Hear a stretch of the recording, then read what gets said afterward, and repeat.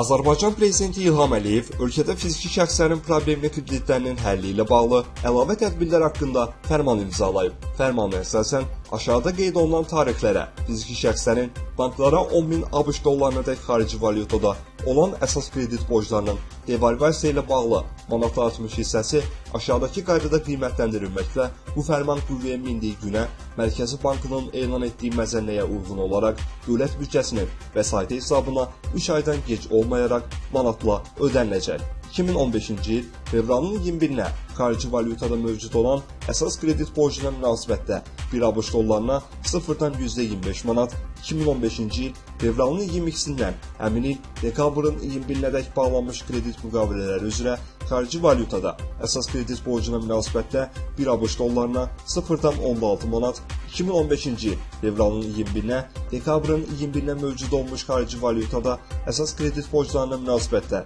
bu fərmanın 1.1-ci və 1.2-ci bəndlərində qeyd olunan hər iki qaydada nəzərdə tutulduğu kimi ödəniş ilk növbədə fiziki şəxslərin banklar və ləğv etmə prosesində olan banklar qarşısında ödəniş müddəti keçmiş əsas kredit borclarının ödənilməsinə yönəldiləcək. Qalan məbləğ isə həmin fiziki şəxslərin sərəncamına veriləcək. Bir fiziki şəxsə ödəniləcək vəsaitin ümumi məbləği 5.000 ABŞ dollarının manat ekvivalentindən çox olmamalıdır. Mərkəzi Bank fərman qüvvəyə mindiyi tarixə fiziki şəxslərin xarici valyutada əsas məbləği 10.000 ABŞ dollarınadək, milli valyutada 17.000 manatadək olan kreditlər üzrə vaxtı keçmiş kredit borclarının restrukturizasiyası məqsədi ilə Maliyyə Bazarlarına Nəzarət Palatasının müraciəti əsasında banklara 682 milyon manat məbləğinədək dövlət zəmanəti ilə təmin edilmiş güzəştli kredit verəcək. Mərkəzi Bank həmçinin bankların valyuta mövqeyinin pisləşməsinin qarşısını almaq məqsədi ilə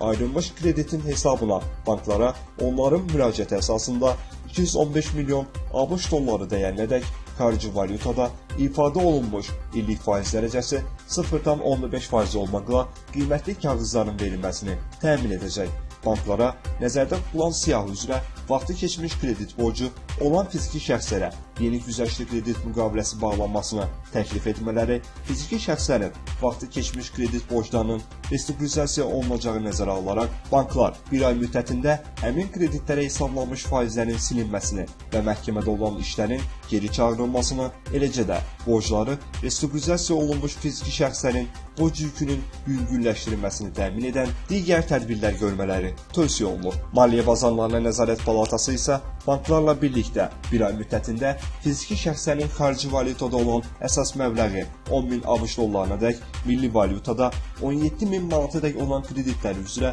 vaxtı keçmiş və bu fərmana əsasən hər bir bank üzrə restrukturizasiya olunmalı kredit borclarının məbləğini və borcluların siyahısını müəyyən edərək bu barədə Azərbaycan Respublikasının Prezidentinə, Maliyyə Nazirliyinə və Mərkəzi Bankına məlumat verməlidir. Fərmanın məqsədləri üçün fiziki şəxslərin xarici valyutada 10.000 ABŞ dollarınadək və ya milli valyutada 17.000 manatadək olan əsas kredit borcları dedikdə, onların bütün banklara və ləğv etmə prosesində olan banklara əsas kredit borclarının qallıq məbləğinin cəmi 10.000 ABŞ dollarınadək və ya 17.000 manatadək məbləğ dedikdə, müvafiq olaraq 10.000 ABŞ dollarının və ya 17.000 manatın daxil olduğu məbləğ. Fiziki şəxslərin kredit borcları dedikdə, onların 2012-ci il fevralın 1-dən etibarən fərman qüvvəyə mindiyi günədək bağlanmış kredit müqavilələrinə əsasən bütün banklara və ləğv etmə prosesində olan banklara əsas kredit borclarının qallıq məbləğinin cəmi, bank dedikdə